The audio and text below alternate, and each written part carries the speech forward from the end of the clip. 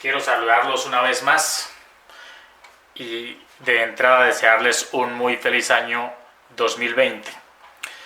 Este es el último video que voy a generar para cerrar un poco mi análisis sobre la extensa jornada de protesta social que se ha venido viviendo en Colombia, principalmente, o mejor, de manera continua, desde el 21 de noviembre de este año 2019, y que se espera que continuará en el año próximo. Al menos se especula que podría tardar hasta marzo o abril. No se sabe, no hay manera de saber cuál será el desenlace que esto tenga. Pero como hay tanto que decir y se dice tantas cosas de la naturaleza, el alcance, los fundamentos de esta jornada de protesta, quiero referirme un poco a algunas características puntuales de los grupos sociales que son más representativos en esta jornada de protesta. Y si pudiéramos hablar de crisis del gobierno, crisis política, crisis social, crisis económica, crisis de la salud, crisis de la seguridad, etc., seguramente de todo eso hay una parte en estos momentos. Es decir, Colombia está viviendo en mayor o menor medida aspectos de esta naturaleza. Pero hay uno que es al que quiero referirme de manera específica y podríamos llamarlo como la crisis de los sueños de los millennials. ¿Cuáles son los sueños de este segmento de la sociedad? Podemos llamarlo los millennials, o los medios de comunicación en Colombia se refieren más a los jóvenes de hoy. Dicen esta generación de jóvenes. Pues los sueños de esta generación de jóvenes es los que efectivamente están en crisis. Ese es, digamos, el punto más crítico. ¿Por qué están en crisis? ¿Cuáles son esos sueños primero? Viajar por el mundo, dormir mucho, comer delicioso y cuidar muchos perros y muchos gatos. Esos son los sueños de la generación joven que tenemos en las calles hoy. En los videos anteriores se me pasó por alto anotar una facción más, y es los estudiantes de las universidades privadas. Es común que los estudiantes de las universidades públicas salgan a la calle, se manifiesten, protesten, etc. No es tan común en el caso de los estudiantes de las universidades privadas. Y este fenómeno de protestas los está poniendo en un nivel de relevancia bastante importante. Entonces, ¿por qué están en crisis los sueños de los millennials? Porque los sueños de los millennials están construidos sobre el consumo y son muy costosos de mantener. Los estimativos que se tienen en Colombia a hoy indican que en Colombia existen aproximadamente 6 millones de mascotas entre perros y gatos, la mayoría de ellos perros. Y se estima que el costo de mantener cada mascota, me imagino que un poco más dirigido hacia los perros, el costo mensual es de $200. Al menos 500.000 familias en Colombia tienen que vivir un mes con menos de $200. Llevando estos datos a otro escenario, vamos a encontrar que aproximadamente el 3 o el 3.5% del Producto Interno Bruto se gasta para mantener perros y gatos. En Colombia gastamos 10 veces más cuidando perros y gatos que en ciencia y tecnología. El gasto en mantener perros y gatos es casi equivalente al gasto en educación en Colombia.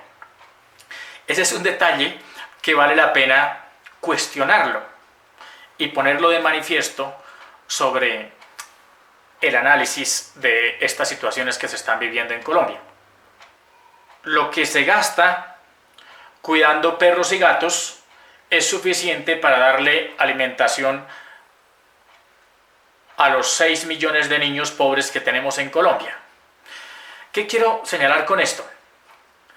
Mostrar que si bien la discusión y el discurso en las calles se agita bastante cuando se menciona la palabra desigualdad y se considera la injusticia, hablamos de una sociedad injusta y desigual. Entonces miremos los que están en las calles cómo entienden la desigualdad. ¿Es desigualdad en qué sentido? Porque ellos tienen una capacidad muy alta de consumo con relación a la gente que realmente no tiene. ¿Qué tal si ellos sacrifican parte del gasto en sus perros y en sus gatos y lo dedicamos a alimentar niños y a darles algo de educación a los niños? Eso podría ayudar a reducir el problema de la desigualdad, si es que eso es cierto. Pero esto lo que prueba es que ese no es el tema del debate. Ese no es el motivo que en el fondo mantiene las protestas, principalmente de los estudiantes de universidades privadas en Colombia y de algunos sectores políticos.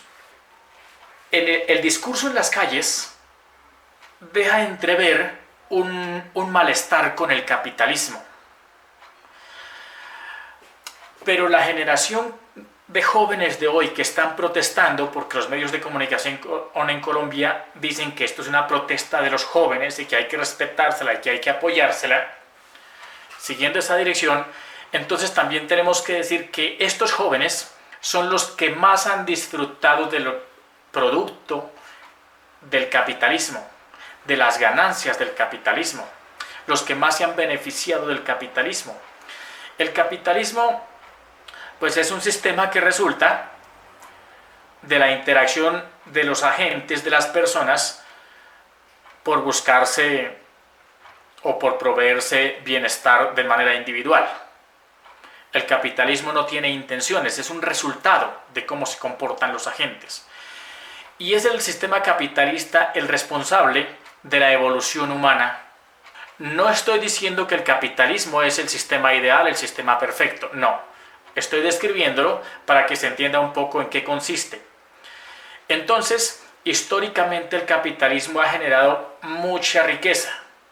Y esta generación de jóvenes que están hoy en las calles y que disfrutan de tecnología de frontera para comunicarse, es la generación que más está aprovechando y disfrutando de esas ganancias históricas del capitalismo. El capitalismo es como un avión o como un carro. Depende del conductor que lo lleve, llega a su destino, al destino deseado.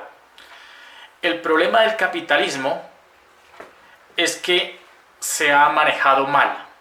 El capitalismo necesita ser controlado y dirigido. Y por eso es que la fortaleza y la pertinencia de las instituciones es fundamental y necesaria. Son las instituciones las encargadas de direccionar el capitalismo, hacia dónde lo queremos conducir y qué queremos hacer con sus ganancias y cuáles son las ganancias que queremos obtener. Esas son las preguntas claves. De modo que antes que protestar contra el capitalismo, lo que hay es que regularlo, controlarlo y aprovecharlo. Bueno, está bien, digamos que los jóvenes no quieren el capitalismo porque lo odian, porque lo detestan, porque etc. Entonces, ¿qué creen? Un sistema alternativo mejor que ese. Esa es otra alternativa, que lo creen. O quizá consideren que es un mejor sistema el de Venezuela, que no es un capitalismo, que es un capitalismo ya intervenido, desarticulado y que no produce sus resultados.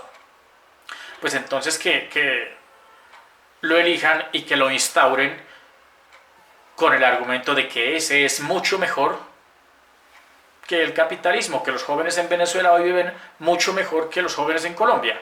Eso está también entonces en sus manos para que lo hagan. Otro elemento es que estos jóvenes protestan también contra el daño ambiental, contra el calentamiento global, contra todos estos problemas que son ciertos, que existen, que son críticos y que ameritan conciencia y toma de decisiones urgentes para tratar de controlarlos o de regularlos. Pero lo que no tienen en cuenta es que esta es la generación más depredadora de toda la historia, porque es una generación concentrada en el consumo. Y el consumo al servicio de sus caprichos, de sus placeres, de sus egoísmos individuales. ¿Cuánto es el impacto ambiental que genera mantener los 6 millones de perros? ¿Cuánta es la producción económica que se consume enormes cantidades de recursos ambientales y que impacta el medio ambiente de manera negativa? Y que eso no aparece en la discusión de las calles. Es decir, una cosa es salir y gritar, que sí que está mal el ritmo al que se está deteriorando el medio ambiente, está bien eso, pero la pregunta es, ¿qué hacer? Y hacerlo. Hay cosas que se pueden hacer, sí, efectivamente, reducir el consumo. El consumo es uno de los elementos de mayor depredación ambiental que ha conocido esta humanidad. Finalmente, quiero referirme a la forma como los medios de alguna manera se han querido congraciar porque necesitan decirlo políticamente correcto con la protesta y con el paro y con los jóvenes, etc. Entonces los medios se refieren más o menos en este sentido.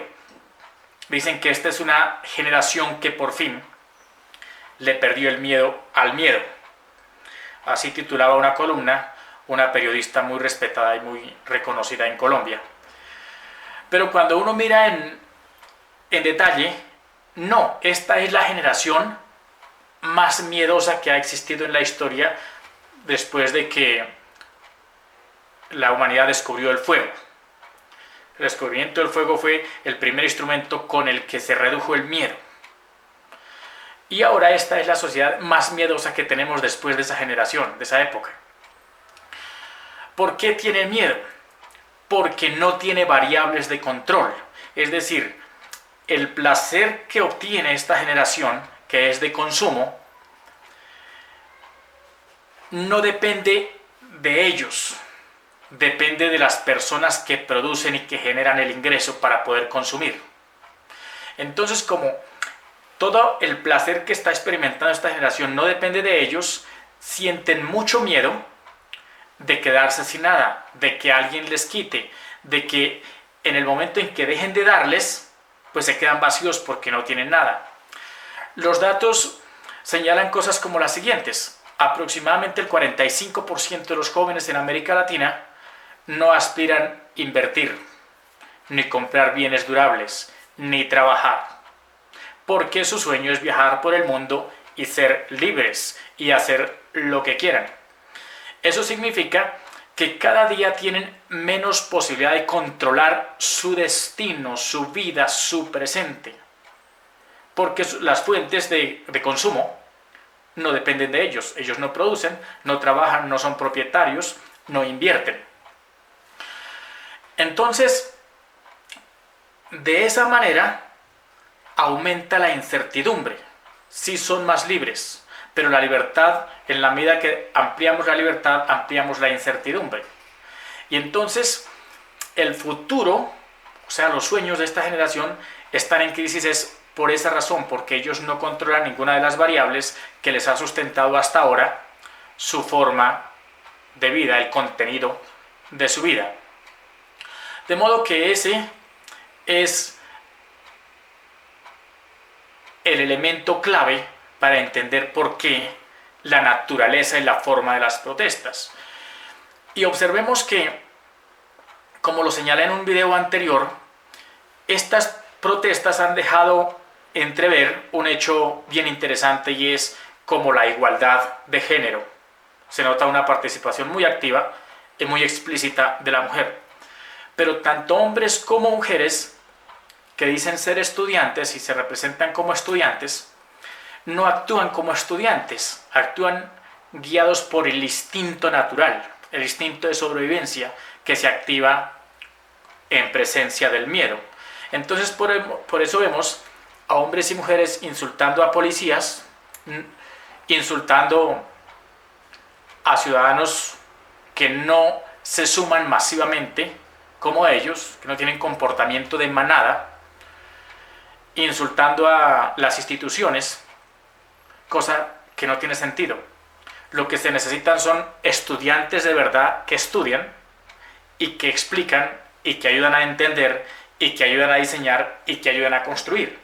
Pero lo que se observa en las calles, en las protestas, es un comportamiento de manada guiado por el instinto animal, el instinto de sobrevivencia, atacando unas personas con palos a otras como sucedía hace 10.000 o 20.000 años. No hay argumentos, no hay una construcción. Entonces no es cierto que tengamos una juventud hoy más evolucionada. Lo que se muestra en las calles es una juventud que involuciona, que regresa a sus instintos animales, a su instinto de sobrevivencia. ¿Y por qué reacciona de esa manera? Porque tiene miedo de perder aquello que genera su nivel de bienestar. Es decir, se siente amenazada porque en algún momento alguien le puede retirar su fuente de placer. No la controlan, no la generan, no la diseñan, no la gerencian, no la conducen, no la desarrollan. Entonces, de nuevo, un muy feliz año para todos, 2020, y muchas gracias a todos los que tuvieron la amabilidad de haber escuchado estos videos que salieron en el año 2019. Un abrazo gigante para todos.